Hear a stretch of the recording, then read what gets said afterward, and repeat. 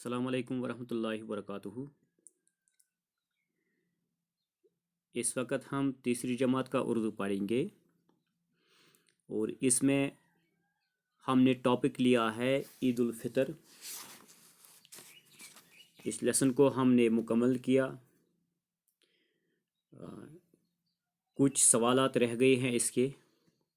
پچھلے کلاس میں ہم نے کچھ سوالوں کے جواب لکھے ہیں، تو کچھ سوال رہ گئے تھے۔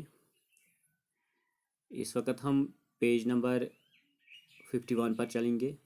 وہاں پر کچھ کوسچنز رہ گئے تھے، ان کا جواب ہم لکھیں گے۔ سوال نمبر 3 دیا گیا ہے،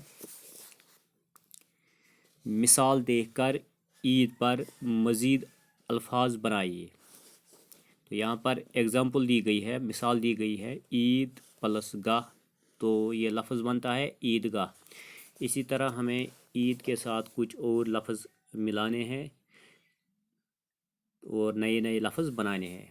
یہاں پر عید پلس یہ میں نے ملایا ہے تو یہ عیدی بن گیا۔ اس طرح عید پلس اس کے ساتھ نماز لکھا ہے تو عید نماز بن گیا۔ اسی طرح میں نے لکھا ہے یہاں پر عید پلس فطر، عید الفطر بنے گا۔ عید پلس مبارک، عید مبارک بنے گا۔ عید اس کے ساتھ میں نے اضحیٰ ملایا ہے تو عید الاضحیٰ بنے گا۔ اسی طرح سوال نمبر 4 دیا گیا ہے، ہر جملے کا دوسرا حصہ بے میں تلاش کر کے جملے مکمل کرے۔ یہاں پر کچھ جملے دیے گئے ہیں حصہ الف میں اور بے میں، ان کا دوسرا حصہ دیا گیا ہے۔ ہمیں اس جملے کا دوسرا حصہ بے کے کالم میں ڈھونڈنا ہے اور اس جملے کو مکمل کرنا ہے۔ تو یہاں پر پہلا جملہ دیا گیا ہے، عادل کے ابا نے اس کے لیے۔ تو یہاں پر ہمیں ڈھونڈنا ہے اس کے ساتھ کیا لگے گا جس سے یہ جملہ مکمل ہو جائے گا۔ عیدگاہ کی طرف چل پڑی ہے، نیا کرتا پاجامہ اور ٹوپی سلوائی ہے، بھیڑ لگی ہوئی تھی، عید کی مبارکباد دیتے تھے۔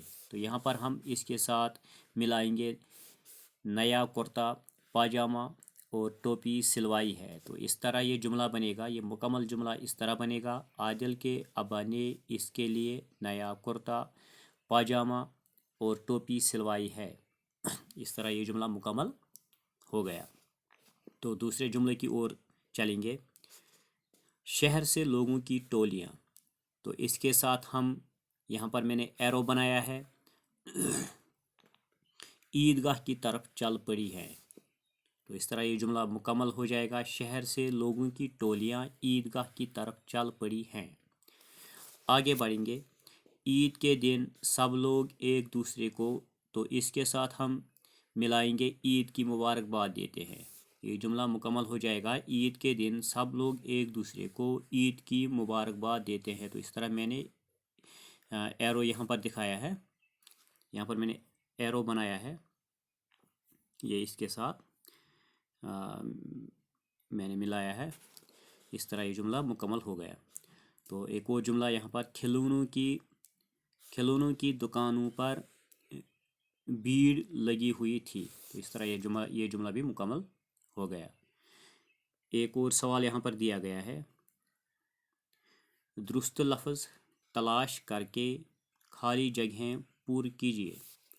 یہاں پر خالی جگہیں دی گئی ہے، ایک جملہ دیا گیا ہے، بیچ میں ایک جگہ خالی ڈالی گئی ہے، تو آگے بریکٹ میں 2 لفظ دیے گئے ہیں۔ ان 2 لفظوں میں سے ایک صحیح لفظ ہمیں چننا ہے اور اس جملے کو مکمل کرنا ہے۔ عید الفطر روزوں کے ڈیش ڈیش آتی ہے، یہاں پر بعد اور پہلے دیا گیا ہے، تو یہاں پر ہم لکھیں گے، آپ جانتے ہو سبق میں بھی ہم نے پڑھا ہے، یا ہم بھی روزے رکھتے ہیں، جب روزے رکھنے کے بعد جب چاند تلاش کیا جاتا ہے، چاند نکلتا ہے، تو دوسرے دن ہم عید مناتے ہیں، عید الفطر مناتے ہیں۔ تو اس طرح ہم لکھیں گے بعد تو यहाँ पर दो लफ्ज़ों में से बाद और पहले में से हम बाद इस खाली जगह पर लिखेंगे, तो इस तरह ये जुमला मुकम्मल हो जाएगा। ईद उल फितर रोज़ों के बाद आती है।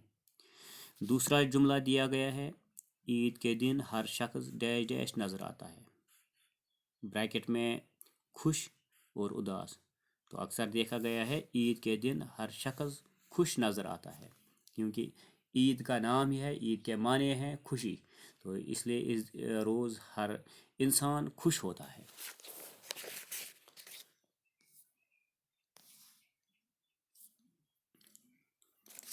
आगे बढ़ेंगे,